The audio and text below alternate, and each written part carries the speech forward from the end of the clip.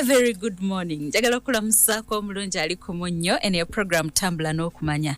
Nze kisaakya atagenda ndina omulungi Susan Makula Bujingo. Leero Friday njagala kujjukiza nti leero tulinayo overnight.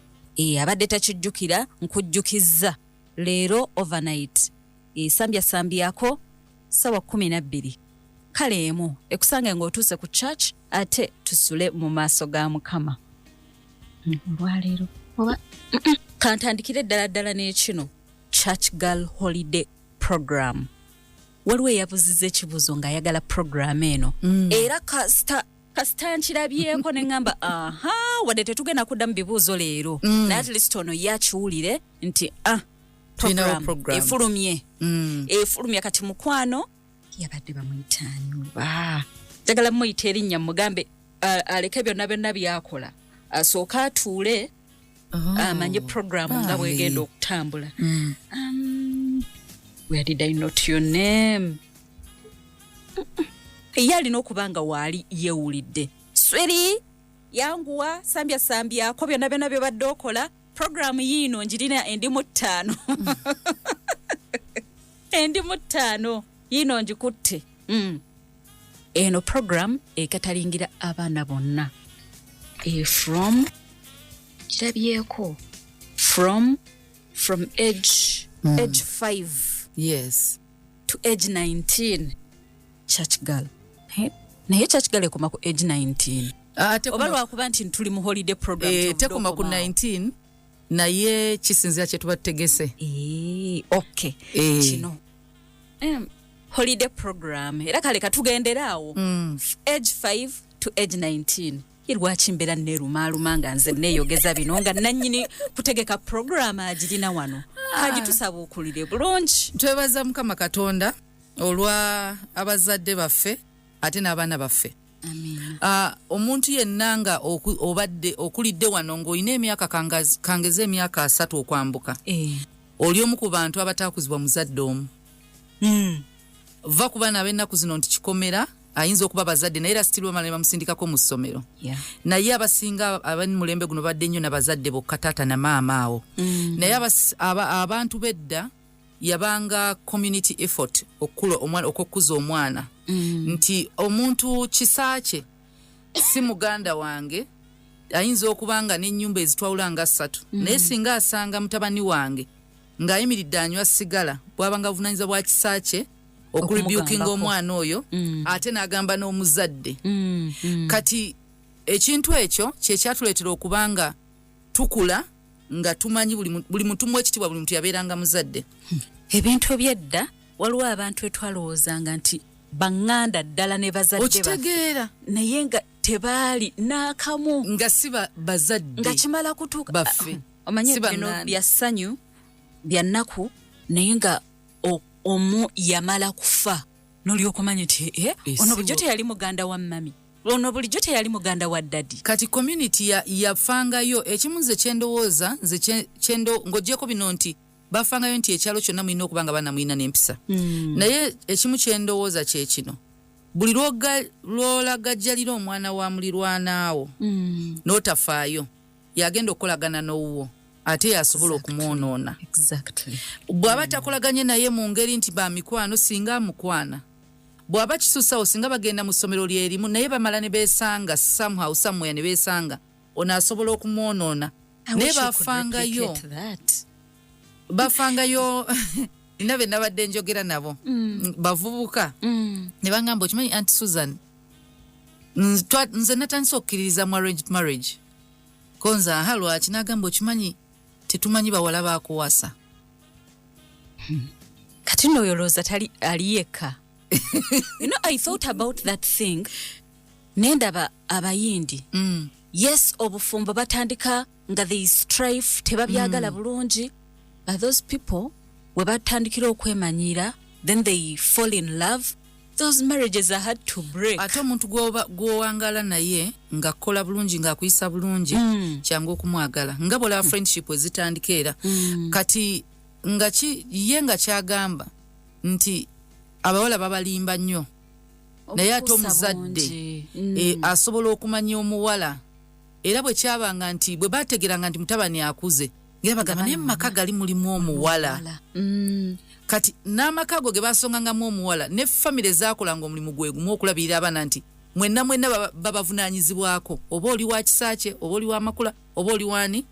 Kati mukubanga ekyo kyaliwo ne kitukuza nga tuli bulungi kyetwagala okubanga naffe tuzimba. Kati ogenda kunoonya arranged marriage bakufumbiza. Nze mbyagala nnyo.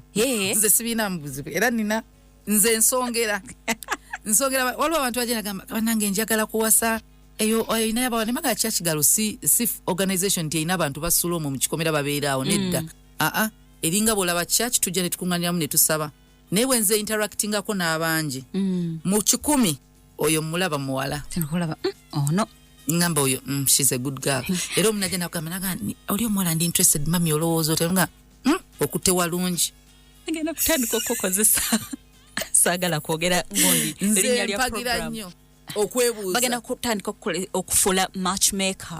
Asiri matchmaker naye ndi muzadde asobola okugamba omwana oyo muwala mulungi mukama amuwa omusajja kale musajja bwajja naga oyo omuwala mugamba olonze bulungi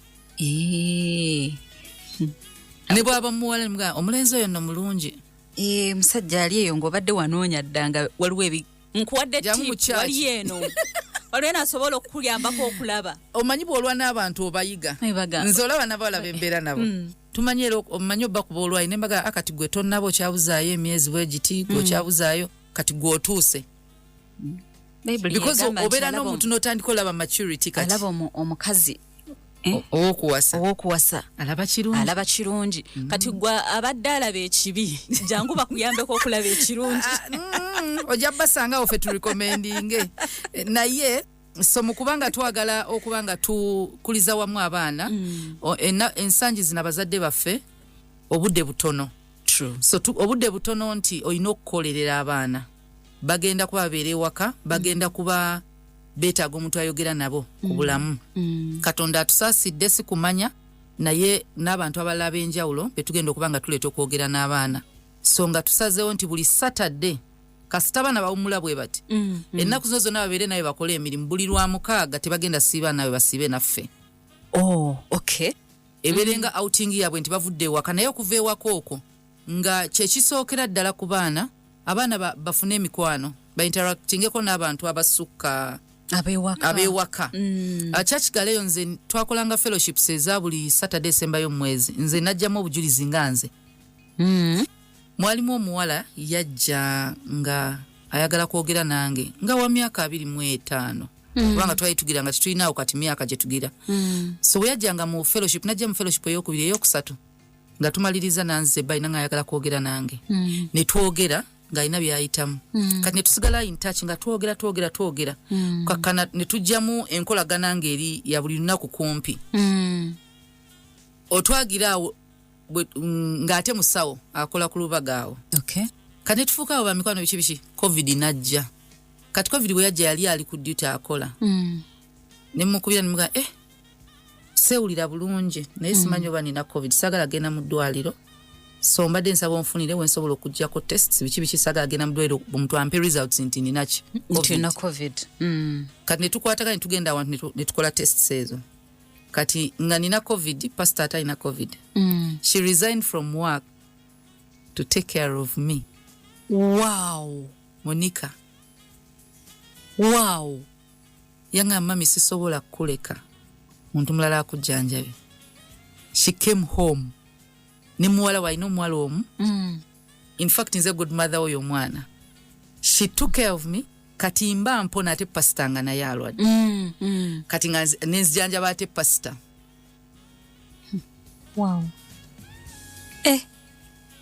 Resigning from work that kati is namusanga huge. mu fellowship ya church girl wetwasinkana mu fellowship ya church girl mulimu waliwo omukyala bamita Lydia mukyala mukulu mukyala mukulu abeera mu church kati lumu yali annonya ne mugana naye ndi ku church ndi mu fellowship nakanjagala kwogera naye mugana jangu bwe maliriza wano gundi we mbanga sinagenda ku kitu tukwogera n'abawala twogere so bwe yajja n'andaba nangamba nekikunonyeseza njagala muwala wange omanyi ali bwera beera bweru so anonya mukozi wa waka omuntu asobola olabirira abaana be babiri naye at least ng'alinako ku bumanyirivu oba obw'obusawo nursing bwe bityo ng'asobola okulabira omuntu nti omwana ne waba afunye temperature asobola okutegeera okumanya nti kati kino katuba mu meeting yennyini fellowship ne bagamba oba oli wano nga wasomako ku bwa nurse jangu mu maaso bali abawala bana kati ne mbagamba ani asobola okukola ebyewaka nze saagala biki nga mugenda labirira mwana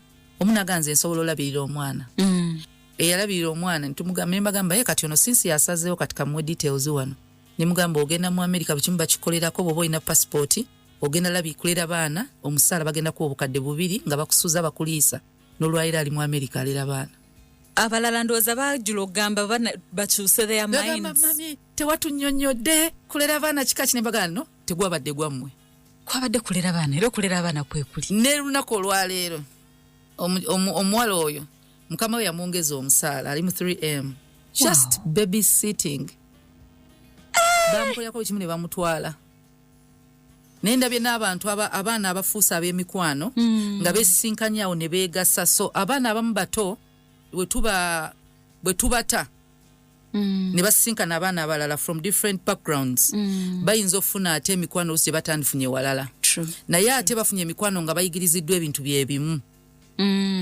so basically bagenda tambula nga balina values ezimu ze bayize so bantu abo kyangu okubeera nga buli omu asobola okuyamba munne waliwo omwana maama we era gondi we twadde twogera ku program nga ngamba holiday nomina program kibabeera UK yajja mu camp naganirawo eyagamba Dora but you look poor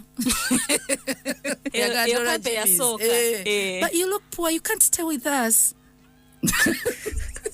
kati akanaako holiday amama yako yange nimugana tulina nagamba agenda kujja ate agenda beerawo mbulira nkuwa ssente meka buli mwezi alina okulya ne mugamba nange nagamba nze alina okubeera alina oyiga ebintu byeka kati kaveno nga kayize mukono ku luganda olutonotono so naye waliwo yafuuka mukwano gwo wa wano yes eyafuuka mukwano gwe besanga mu kampu maama wakanaakana yaweerera ono wow kati era bagamba agenda kusomera bweru eringa secondary I've seen people nga bino ze Twitter fellowship eza church era abantu abatagenda mu kusaba Katonda atugamba Yesu tudizibwamu amaanyi but you meet people Katonda akwadde social capital ey'abantu nga okumukkiririza mu kimu same God so naye ekyongo kitadde bwali twagala kwogera n'abaana baffe era okutandika November n'abaana basinga ndoza by 30th bajja kuba bawumudde abasinga bawumula Friday 20 abasinga government yagamba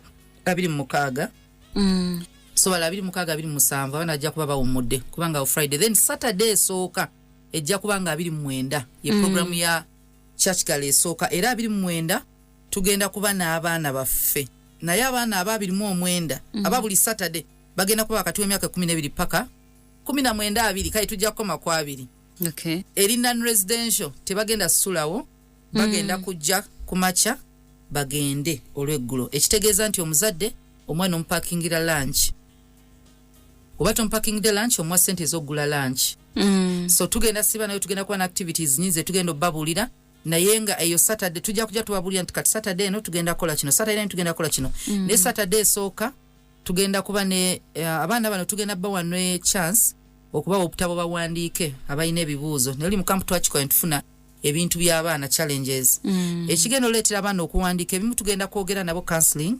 ebirala twagala bibulira bazadde era mwezi week Saturday ya December nga 13 y'abazadde December 13 December November 29 y'abaana mukaga December y'abaana 13 y'abazadde nti bwe tuba tumaze okwogera n'abaana twagala twogere n'abazadde tubabulira abaana be bayitamu naye ng'oggyeko n'ekyo tubabulire nti yes kati kangereza ensonga ezimu ze twagala okwogerako n'abazadde is disciplining without damaging sooka olindeko tutandika saa meka tutandika ssaawa 6 buli Saturday saa 6 so o Saturday esooka ya 29 abaana tugenda kwogera nabo ku bintu bisatu ekisize bayita values and dignity ebintu ebikola omuntu of course ba values zonoyita principles ebintu byatambulirako byalina okuba nabyo ng'omwana naye ng'omuntu naye ng'omukkiriza tekiriko musiraamu mulokole Bible yonna ekirungi n'abasiraamu bagikiririzaamu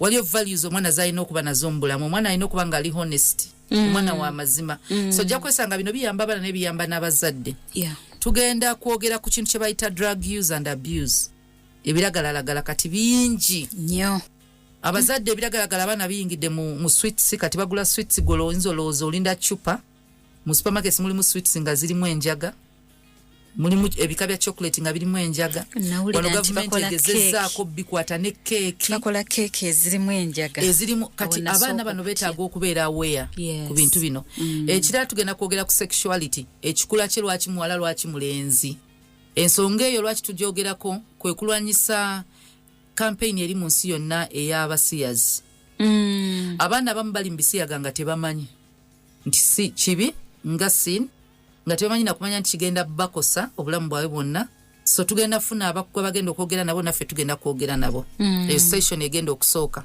so nga tukusaba otwesigisa abaana oba musiraamu gwe tofaayo ate eno tuyita abalokole n'abatali balokole kyetwagala kwe kubanga abaana baffe bakulanga ffe bwe twakula ebintu byaliwo naye tebyakkirizibwa kutuyingiramu because buli omu yalwananga nga bwe bakusanga oyimiridde n'omulenzi oyo yennyini yalwana odduka n'okudduka ne weekuka naye omanya agenze kakuloopa kati twagala ebintu nti weebiri era tujja tuuka nga walibaawo alijja n'afuga omufuzi nga tomubuulira bya Christianity tomubuulira nti ye banoonya ssente kufandinga ggwanga tomubuulira bya LGBT yaganze kasita sibirya kati mu mirembere egyalimu ebisiyaga mu Bayibuli Katonda abane ba remnants balina kuba baana baffe abo betugamba nti ensi yonna kebiri abange tebajja bbirya ensi yonna kebbesijja nga bwolaba nti olwaleero abantu babba naye gwe tobba nga Joshua yagamba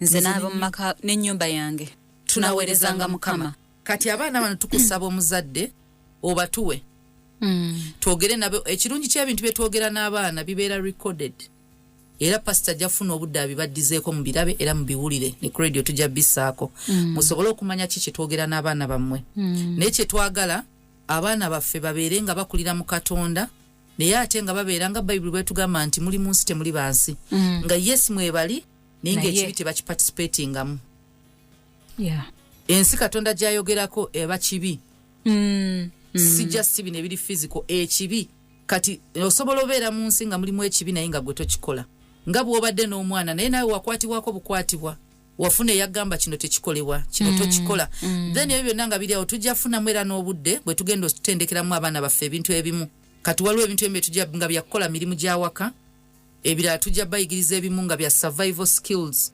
nti mbeerawo ntya singa nkedde nga tewali kino na kino ate n'abaana baffe ebintu ebimu bye twagala obayigiriza nti obeerawo otya singa tewabadde ssente singa tewabadde ice cream singa bikera ne bikyuka nga muzaddewo talina ssente naye omwana kasita aweza emyaka 16 abaana baffe abo baba bakuze kitegeeza oyo omwana asobola okuba nga ayamba ne ku muzadde okubeerawo sinti agenda akole naye alina okuba nga ewaka waliwo ebintu ebimu bye yakuggyako nga tokyeraliikirira kati abaana bagenda kuzuuka kugambe bannaye ennyumba ekyaddugala bannange kyayi ate kati ebintu biddugala bannange kati okwoza ebintu abaana baffe olusi batuzibuwalira okugamba naye omwana ate omuntu webweru bwamugamba nti bw'obeera ewaka kola kino na kino na kino kigenda sanyusa omuzadde ajja kwagala okikola okukusanyusa si lwakuba omugambe waliwo eyakimugamba era ffe osobola okugamba omwana yozanga engoye n'atazooza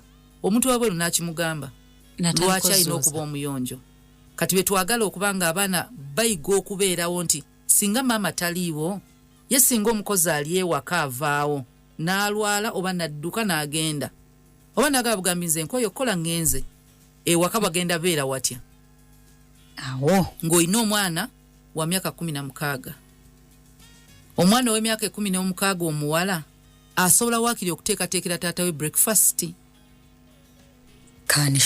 kanishi era tugenda kola sessions ezo tugenda waliwo olunaku lwe tugenda okulondamu nga lwakutendeka baana kukola bintu ebisookerwako bayiga okufumba omuceere emmere esookerwako ewaka guba muceere breakfast esookerwako ewaka abakyayi Badde ngenda gamba si spaghetti si noodles. Aha ne wakirire bu spaghetti naye emmere esookerwako ewaka muceere baguyita muceere bagui chai asookerwako ewaka abachayi omukalu kati tumigiza nti omuspicingako boyingira ku mata ku spicing awe wali obuzibu nti otekamu ka spice naye kale ebyo byonna osobola osiika amakuroni ga breakfast si lunch togenda gawa musajja lunch togenda gawa mama wo lunch pozinga gayoyeza aha ekyo wetuchi mujjako tumugambe kale osobola okukolerako kawa kawo n'ogamba nti nno nfumbye ka cookie bakanywere ku chai ewaka tumanyi kimu kugula mugati mu dduuka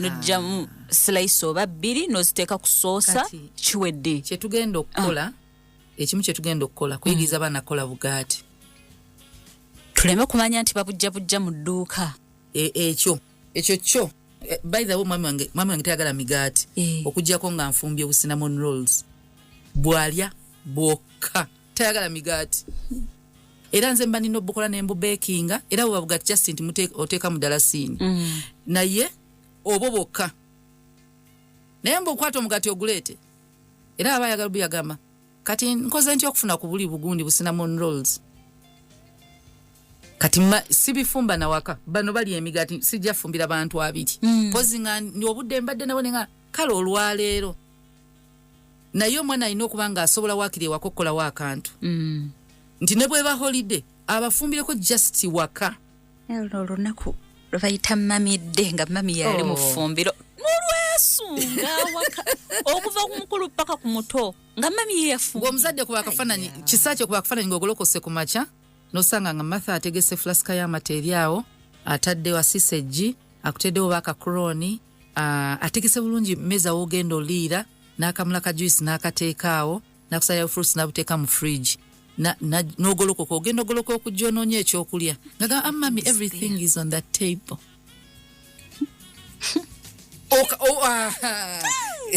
lwosibye ewaka waliwo essanyu nti nebiba tebiwoomye yabitegese juzi nabe nali njerege ewaka Fela ne Rodney bangulira ebintu ku Mother's Day bangulira juice ne bangulira chocolate ne bangulira we ebintu ninga neyanza nnyo kati juice kamuteke mu fridge ne buno apo benanja bbiri eddako bugendo zibanga nensaba ninga mbanange juice wange bangulira ne chocolate biruwa benyine baje nagamba twabiridde anti kati olaba mami njali yabadde tuluma tembo vuddewoko a gift is a gift wali mugaba ne mugabulula ngamba n'ekikulu ku byonna twakuwadde mwagaba ne mugabulula bambi muddemu mutuwe Mother's Day present eri mwajira present yange nkyajagala bagulira ekintu nga bakyagala mugabulula kati n'omwana manyi batukubiranga ekintu ekyo kati omwana ono asobola okutegekera omuntu nga naye nnyini abwagala tuula naye mulye that feels nice that just imagine it kati abaana baffe twagala obbasomesa nti ekintu kye bayita omuzaddewo kyanjawulo ku bantu bonna yeetaaga nga bw'afiiringa special nga bw'owulira bw'ofiiringa special ng'omulina make your parent feel special ng'akulina feel special even just mpulidde that imagination nga kati esaawa zino wagolokose eddoma z'okulya okuse kati biwedde so abaana baffe twagala tubayigirize ku bintu ebyo naye n'ebintu ebirala bisobola obbabeezaawo n'abantu abalala si just waka wokka empisa ennaku zino zeeyongedde okwonooneka si lwakuba nti bambi abazadde tebafuddeeyo abazadde tetulina budde ate n'abalina abamu abo obudde oluusi tetumanyi kyagamba baana tubeera bize nnyo kati omuzadde munnange nkimanyi obeera bize buli woofuna akuyambako yanguwanga mangu okozesanga chance eyo kubanga munnaye chance si nnyingi okufuna abatuyambako kati guno omukisa guzze buli Saturday eya holiday tugenda kutandika nga 29 November kuva ku ssaawa 6 yafulumye dda program eya church girl yafulumye dda buli Saturday mu holiday okuva nga 29 omwezi ogw'okuminaogumu tutandika ssaawa 6 waliwo akali special 13th December eyo y'abazadde tulina bingi twavudde waggulu wano nga nkugamba nti omuzadde wofuna akukwatizaako dduka misindi ugende bakuyambeko.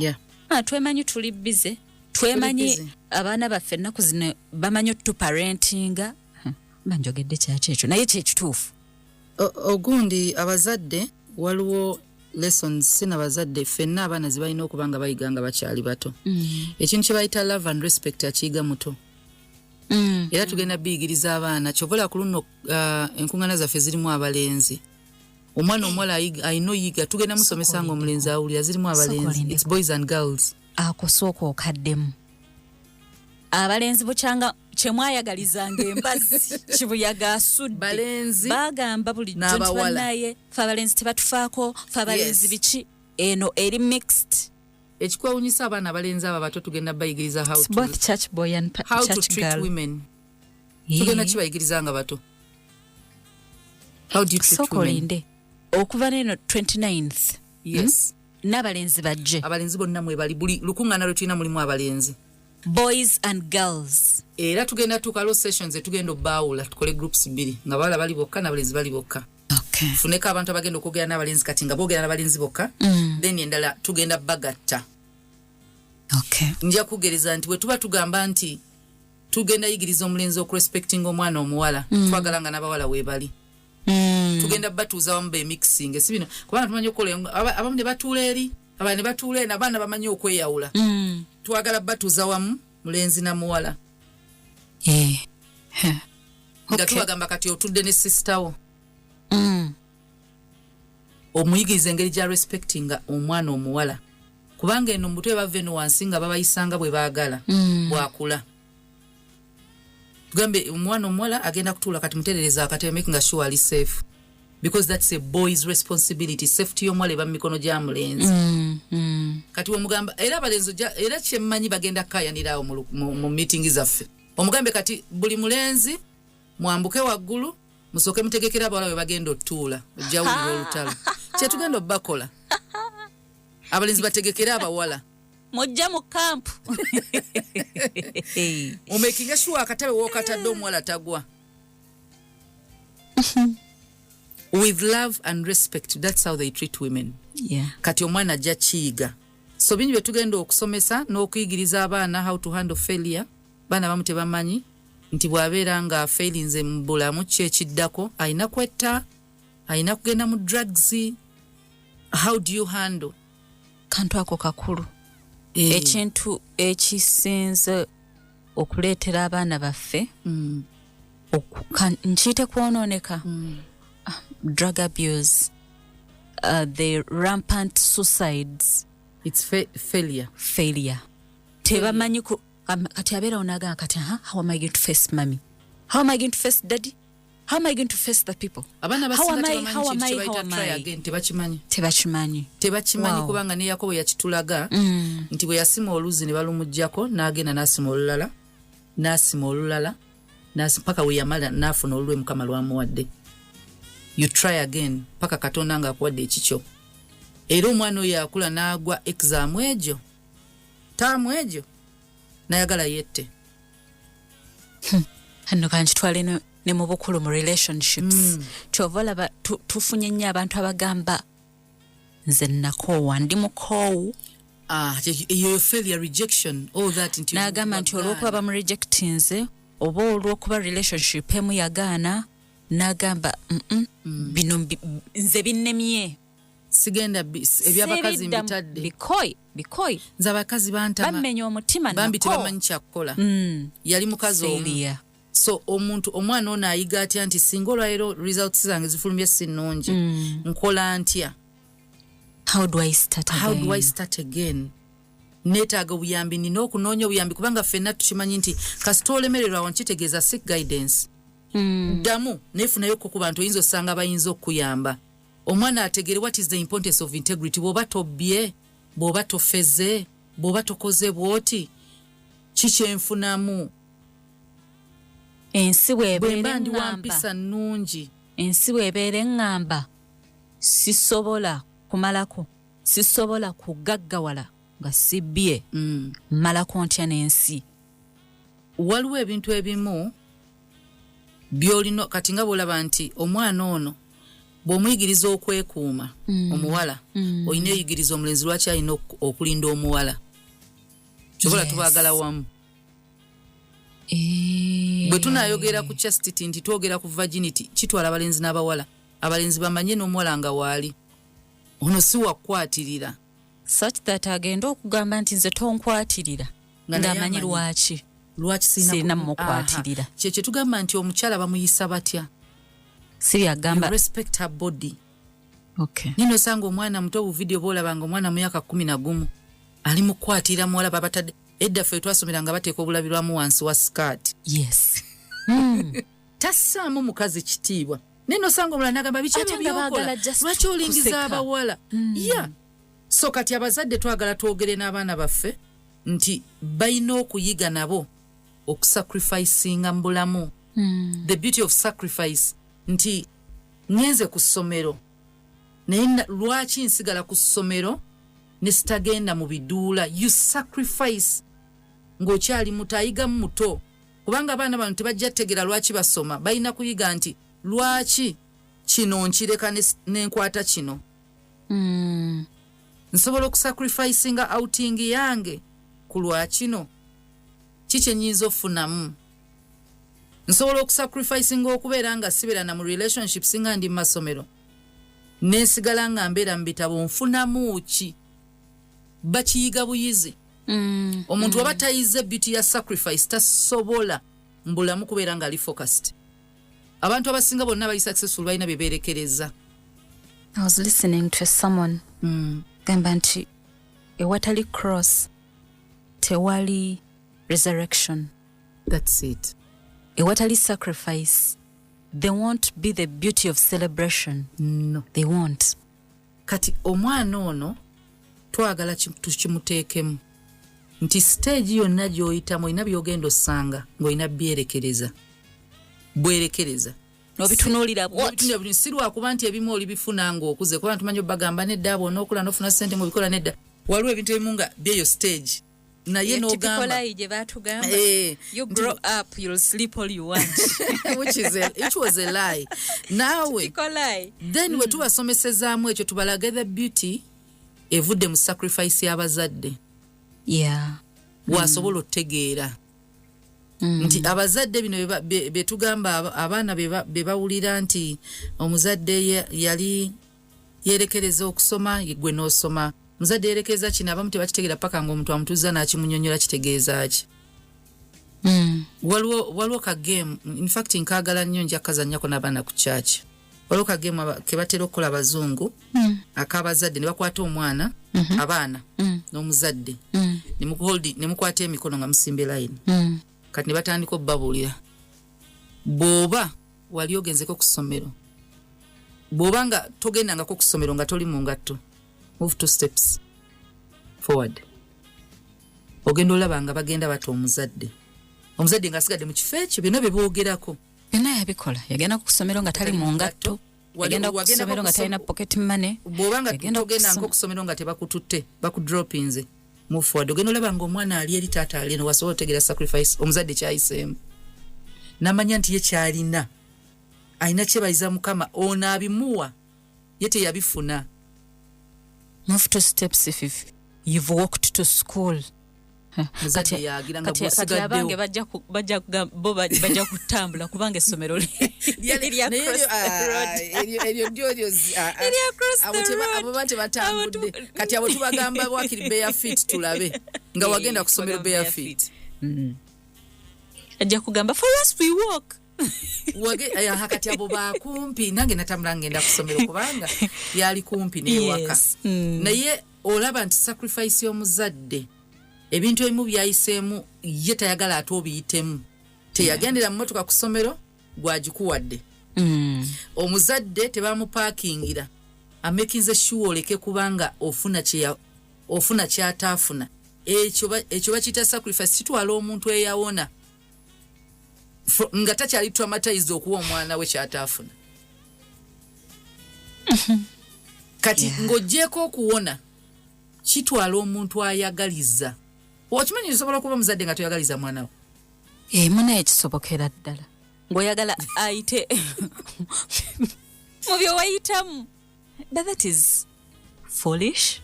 Yeah, nze nali mbalabyeko. Nti olw'okuba wayita wano waliwo ekinnya n'okigwamu. Nze we nakirabirako n'oyagalira ddala n'omwana wakigwemu. Nina omukyala gwe nali mmanyi ne twawukana bulungi nnyo nga muyambako ku mwana. Nga omwana essomero manyi asomera emitwalo 4. Ng'ana gemuwa buli ttaamu. Ng'amuteeka mu ssomero lya 15. Ng'endala zisigaza.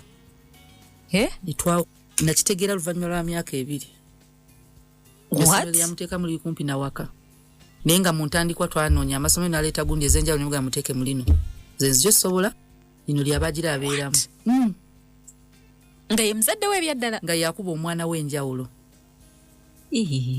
Muzadde ate okoze otya? Kati nze gamba nno nali ndabyeko atayagaliza mwana we.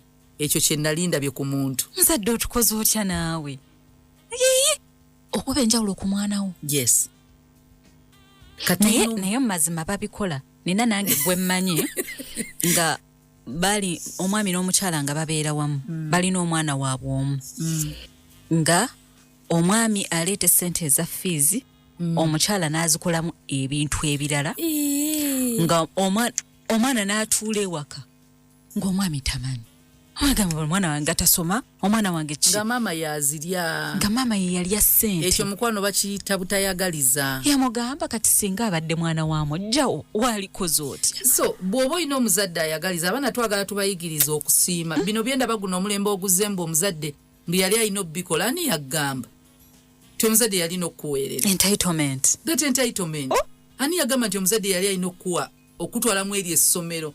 Abakirina ekyo tebannategeera nti omuzadde yalina options z'amasomero.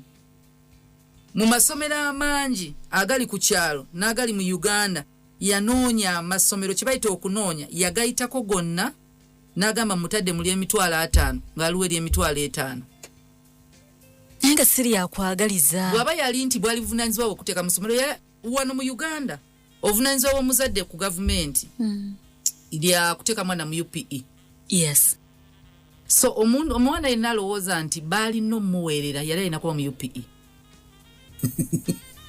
Kye baali balina okuwa. Then shelter, Yesu wali ogyetaaga nga temuli masannyalaze eryo sitteeka. Nga temuli masannyalaze, nga temuli ekintu kyonna. Asobola okuterawo ka haati awo ne bakakuba akadongo n'obeerawo. Anti oyagala shelter. Ye shelter. Kye bayita emmere. Ye eri masomero posho and beans.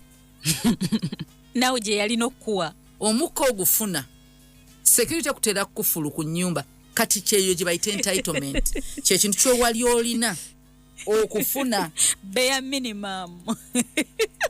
Kati bw'oba wafuna ekisukka omwana atuwuliriza. Mukwano. Omuzadde yateekamu amaanyi ge. Nze ndabye abazadde nga bastrugglinga. So omuzadde waba asobola okuwa ne soda. Soda nga wali olina kunywa mazzi. Kyo kye wali olina okufuna mukwano. To live. Gaali galina kuba mazzi. Si soda, si ice cream, si yogurt. Kati bw'oba wanywa ku kintu ekisukka amazzi. Tewali entitled to that. Wali entitled to water, oxygen, food. Elina mu nnimiro wandigeze n'ogifuna kale bagikujjidde lumonde, muwogo, posho and beans. Yemmere gye bagamba nti omwana alidde ali bulungi. Essomero gyekuwa. Engoye. Baali kasaba kuwa engoye eza wiki, engoye 5 ziba zikumala. Bulina kukyusa lumulumu oleke kubeera bwerere kale. Osobola n'okubeera n'olumungo oba ogenda kwebaka osooka era bw'ovaayo bakubuuza oyambala nti yakasala omwana nga ayambadde. Oyiba oyambadde t-shirt ne ka short. Toli naked. So abaana baffe beetaaga oyiga okusiima. Ebyo tulina bibasomesa. Baleke kubanga balimbibwa guno omulembe oguliwo ogwonoonese. Mulimu abaana aboonoonese bali ku social media bamisleading abaana baffe. Kati bo beetaaga okubeera aware. Ng'oli bw'ayogera gamba oyo yamanyi. Aliko ekikyamu. So tulina obbateeka mu position eya information nti ali informed ku buli kimu. Ensi egenda omuleetera information ng'already ali empowered n'entuufu. Kati omuzadde kye tugenda owa omwana. So tukusaba omukkiriza gye era n'ekirala nga bwe tugambye abazadde nti ebintu ebisinga bye tutaafuna tubiwa abaana, information emu tetwagifuna tugiwa abaana. Entalo ezimu abazadde baffe ze bataasobola lwana ne bazitulekera ffe tuzirwane. Omuzadde nkusaba obeerenga Joshua nti gwe n'ennyumba yo mujja weereza Mukama. Toyigiriza mwana ssabo. Kale gwe ligendemu. Naye tolimuyigiriza. Tomuyigiriza nti it's okay. Obakkiriza baana bo lwakusamirako kubanga Katonda ye akyogerako bw'onooweereza bakatonda abalala asobola okulondoola emirembe ena. Kati kitegeeza bala abazzukulu ba basatu abajja generations ezigenda okujja ng'omwana wo omugjeeko 3 Mukama baazirambudde. Kati muzzukulu osooka omwewaawo erinnya ogenda funayo omuzzukulu olabe omulala naye n'azaala n'omulala n'azaala nga bagenda ku kikolimo kyo ekyobukola ki ekyobutaweereza Mukama. Olwo olutalo lulwane guweereza Mukama. Abaana bo n'abazzukulu babeere neki n'omukisa nga Ibulayimu. Ibulayimu aweereza Mukama ne tubeeranga omukisa gwe ng'era agamba Yakobo agamba Isaaka ngenda kubeera naawe era ngenda kuwa omukisa ku lw'omuddu wange Ibulayimu. Kati abaana bo balina ofuna omukisa ku lulwo. Kisaaki abaana bange banaafuna omukisa ku lwange oba ekikolimo ku lulwo. Kikolimo mbadde sikyogedde. Anti lwakirese. Anti olina oweereza Mukama mukazi gwe. Kikolimo tukisazaamu. Oweereza Mukama. Kati gwe wagwa omukisa. Kati omuzadde olina okwebuuza ki kyolekera abazzukulu. Kubanga Bayibuli etugamba omuntu omulungi alekera abaana be ebyobusika. Katonda ayogera ku bazzukulu. Kati kyabusika ki ky'obalekera? Is it a curse or a blessing? Manyi ebintu bitwekinga for granted. Tulowooza nnyo ekirungi nti wakatugambako. Tulowooza nnyo nti ebyobusika sente na bintu ebikwatibwako mayumba ttaka biki ebyo tulowooza nti inheritance. Naye inheritance esinga obukulu esinga obulungi ye blessing gyolekera omwana omuzzukulu. Ekintu ekibi ky'osobola okulekera abazzukulu bo okwenheritinga batugambye abaana b'abaana ye curse. Ekyawandiikibwa ekyo ngero 13:22 lwakuba twogerako paati emu egambe Proverbs 13:22 egambe good man leaves an inheritance to his children's children we tukikomya naye luggwayo bwe luti but the wealth of the sinner is stored up for the righteous. Nti ojja birekawo ebyo bye tugambye simanya mayumba biki obirekewo abatuukirivu babitwale. Ate abatuukirivu babitwala batya? Omwana abeera mu njagana mwenge n'abiguza omwana wa kisaaki. Ate nga abiguziza ku bbeeyi rayisa anoonya zimuyisaawo kunywa njaga. Teri muntu olaba omuntu anywa enjaga bw'aba atunda TV ayagala zigula kati kamu. Oli amugamba nga TV yakakadde. Namga mpaamu ata namga sigayina shayo yo TV nawe enkadde nkuwamu 10 nagampa. Babiterekise abaana bo bibawe ng'oli mwonoonyi babeere nabyo mu mikono so that abaana bo mutukirivu bwe banajja Katonda kye bayise store bamuterekeddeko buterekezi so basobola obiterekera n'emyaka 5 ng'alina gw'aleeta abitwale. So kye bayita ssente zisobola okugenda ne zigenda mu mikono gyayo.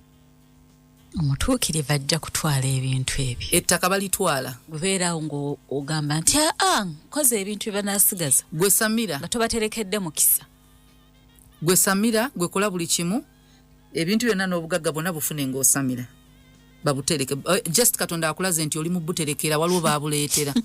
Something weird. It's funny. Manyi tulaba nnyo ebi Nigeria. Manyi ebi Nigeria. Balaga nga abasajja ababeera ivo abagagga ennyo biki manyi nti we balaga mu story nga bamaze okufa ebyo bugagga waabwe tamanyawo gye bibulidde bibulawo obubuzi naye kati ebyo byagundi era Sulemani byagamba ebiringa omusenyu ebyo bifuumuuka kati byo firimu etuwe bifuumuuse kati waliwo okufuumuuka kuno nga biva mu mikono ne bidda mu mikono. Yes. Notasigazaawo. Abo nno bazzukulu b'olyo bagundi bannaye gundi yali mugagga naye lengera abazzukulu kye bakoze ebintu nga biweddewo babitunze biweddewo bulungi nnyo. Nja kwogerako gundi batera okwogera nnyo mpulira nga boogera ku maama wa president nti omukyala yayagala nnyo Katonda, yasembeza nnyo bannaddiini, yazimba ziyeekaalu. Tunulira abazzukulu be tali nawo.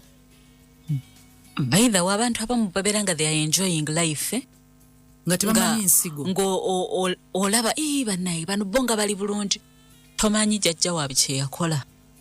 Tomanyi jjajjaawe kye yakola. Oyinza n'okuba nga gwe olaba oli mu kukuluusana, oli mu kubonaabona, tomanyi jjajjaawo kye yakola. Tugwe mukwano ekyo kisobola kyanguya. Weeyone Mukama. Weeyone Mukama. So omuntu yenna nga oyina ky'olina, tukusaba kikwase Mukama. Abaana bo baleke kusanga buzibu.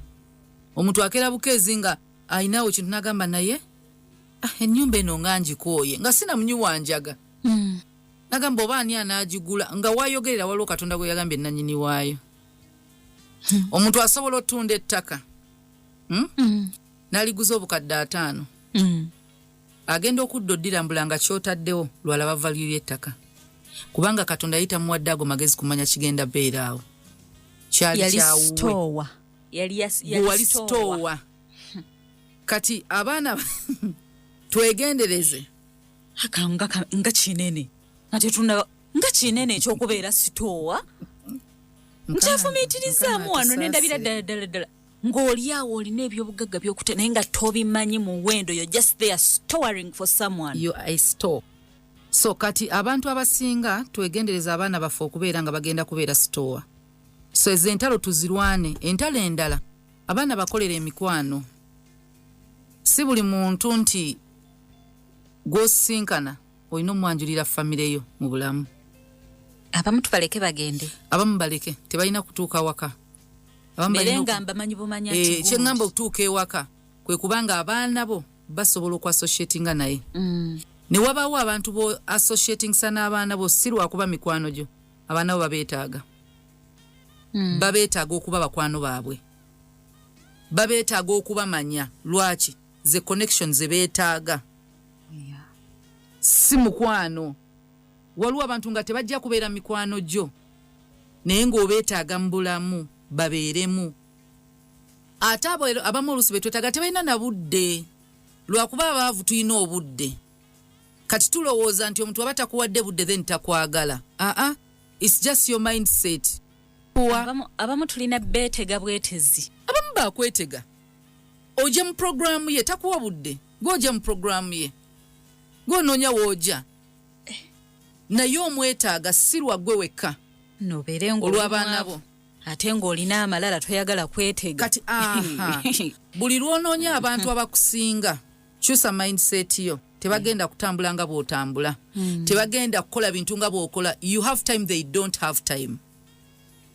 Bw'ageza n'akuwa obudde kitegeeza point enkulu gy'omubuulira asobola obutaddamu kuwa budde. Kati waliwo abantu ng'ogenda basembeza mu bulamu bwo. Tebeetaaga kuba mikwano gyo nti bajje bakuziikireko, tebeetaaga kujja kubeera buli wolowooza balina obeerawo. Naye obeetaaga lw'abaana bo. Kati Katonda buli lwatuteeka abantu batutaddemu noonyaamu abagenda okugasa n'abaana bo. Nzijjukira ekintu nze kye nafuna mu mulago omwo. Mama wange teyafunamu ssente. Abasawo bedda baali tebafuna na ssente nnyingi nnyo. Yatuwa emikwano. Ng'oyingirawo bw'oti. Muwala wa Naalongo. Tokola appointment na musawo. Teri w'olwalira. Ogamba bangende kangende mulago manyiyo gundi. Tomumanyi. Amanyi nnyoko. Era bw'otuuka bati nga nasaka wadde oyina appointment. Nedda Maria nsaba ngambire doctor. Mama Naalongo antume. Naalongo wa 6B antume. Nga doctor akuyingiza nga akolako ng'omulala akyatudde awo. That feels good. Ntandika okukola program y'ebyobulamu ku Salt. Nga Salt etandise TV. Abasawo abasinga ba majority bonna benna. Nga abantu bambuza oyo omusawo wamugye wanga talabika. Bali bakwano ba mami. Nti n'olwebyo ba specialist gw'ogenda onnoonya. N'onoonya Dr. Kalyesuula akulira ki Kidney Foundation mu Uganda. Dr. ani? Dr. Gundi yakulira ebyoku transplant ebyensigo mu Uganda. Yani mami. lumu nagendako nga lumu nsinkana Dr. Byarugawa yali Idi executive director ya Mulago ina ngamba oyo musajja wa mujewa yali ntani wa mami banna ebyo okitegedde namwe Dr. Madensa bakula bakona ha Susan ngamba kale jangwe ncha kusawezi tikanyigirize nkulabe takuyinako Luganda yali n'ennyoko nga intani ye doctor nga mama osina doctor naye nga be bannasa bali in charge namulabirira nga doctor muto namulabirira bukinga amekasho balidde akoze bati nafuka mukwano gwe nafuka doctor ku wodi kwali nakulira Mulago ngolozo okola appointment yem gojja kutuula exactly omale emyezi buli kifo kyolimu muve abantu lekerawo okwemulugunya ku musaala gwe tufuna nze mama nga yave Mulago nga teyemulugunya Mulago nga ina certificate eziva Ministry ya Health the best man nurse of the month simanyi biki byonna nga aine empapula naye nga omusaala mutono ngera ffe tugamba mami lwaki tova Mulago sente genda muziri private hospitals biki nagamba omanyi wodi gye nkolako nze bukyanga nyingira Mulago sikolangako mu general ward ndi ku private nga akola mu 6B omanya ba minister ba MP omulwadde bamusibula basibula minister nalyoka mu blanket jabadde nayo namuwa TV jadakosa namuwa biki byadakosa nge waka mujudde ebintu by'abantu be bamuwadde birabo nga tali ku musaala era nga botuka yabati ngovude kusoma najja nagamba banange ona bombadde saba kwanjulira kawala kange kasoma kali mu senior 2 banange mama omuntu mulungi bo malanga okusoma nonyako mama oyankoledde kino nga muli ku mama yankoledde kino mama oyali bwati ne bwati kati buli we tubeera Katonda atuwadde opportunity okukolera abaana connections okolera abaana abalabe nabo kwebali bintu biri tuwe omuwadde abalabe omuwadde emikwano nti singo mwana wa kisachi ayingira ku salt buli muntu anaamwaniriza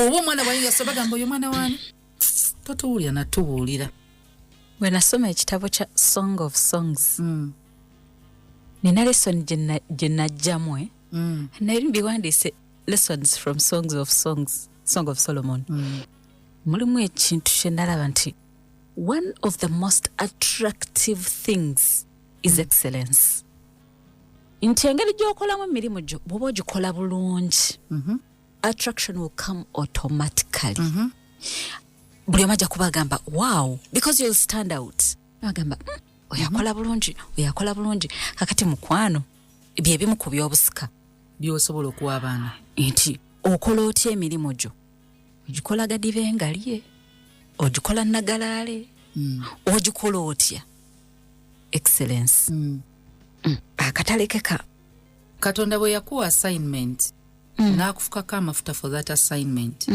manya yakufukako amafuta even for the attacks you are anointed for both Katonda wakutadde nga olaba woyina okukolera buli kimu naye ate we wali entalo byonna yabikuteekamu anointing gye yakuwa teyali assignment yokka but even to overcome battles ezijja ne assignment kyobula ne bwe yali atuma Jeremiah bwe yatya n'amugamba ngenda kuba naawe so amafuta gano si just mafuta g'abakufuseeko it's his presence eri naawe mu kukola emirimu because wano wakuwa amaanyi n'akwempoweringa n'okolanga amaanyi ogayina agakola now he's the same God ali naawe nga bakulumba kati mukwano eyo gy'obeera yonna baba oli entalo waliwo kana akayimba we shall overcome someday okawulidde ojja ku overcoming kubanga God anointed you for that battle ewaffe teri muyimbi weeraba